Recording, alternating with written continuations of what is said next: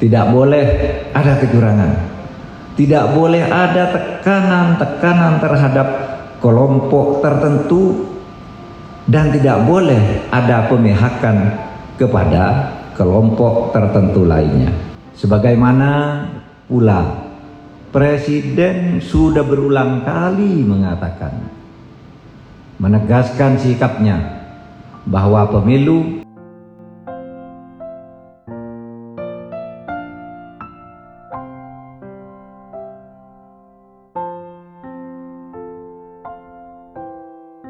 Saudara sekalian, saya Mahfud MD, Menko Polhukam, ingin menyampaikan bahwa pelaksanaan pesta demokrasi, baik Pilpres maupun Pileg, harus berlangsung jujur, adil, damai, dan bermartabat. Sebagai Menko Polhukam, hari-hari ini saya mendapatkan berbagai laporan tentang dugaan kecurangan dalam tahapan pemilu. Tentu saudara-saudara juga membaca dan mendengar dugaan kecurangan dalam tahapan pemilu ini. Bisa jadi dugaan kecurigaan itu benar terjadi, tapi bisa juga hanya manipulasi informasi. Bila itu sungguh-sungguh terjadi, mungkin saja itu dilakukan oleh aparat, tapi mungkin juga dilakukan oleh warga sipil biasa. Laporan yang saya terima antara lain ada dugaan pemasangan baliho parpol oleh oknum tertentu. Sebaliknya terjadi juga penurunan baliho parpol tertentu yang diduga dilakukan oleh aparat. Alat peraga sosialisasi capres cawapres tertentu diturunkan oleh oknum Satpol PP. Ada juga laporan sejumlah oknum polisi yang mendatangi kantor parpol tertentu yang diduga sebagai tindakan intimidasi. Kemudian aktivis dan masyarakat sipil juga melaporkan dugaan intimidasi yang dilakukan aparat terhadap aktivis kebebasan berekspresi. Kejadian itu semua dilaporkan terjadi di Jakarta, Bali, Jawa Timur, Jawa Tengah, dan Sumatera Utara, dan mungkin juga ada di daerah lain yang belum sempat kita baca. Oleh karena itu, saya mengingatkan sekali lagi, sekaligus mengajak kita semua untuk melaksanakan pemilu dengan penuh kejujuran, berdasar prinsip demokrasi yang berkeadaban.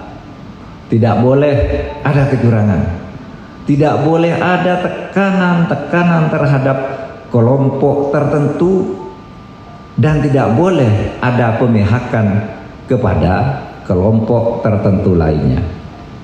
Kita berharap pemilu ini menghasilkan pimpinan atau wakil rakyat yang baik dan berkah bagi Indonesia. Sesuatu yang diperoleh secara tidak baik tidak akan memberi berkah dan kebaikan. Jadi pemilu ini harus berjalan baik, bermartabat, dan berkeadaban.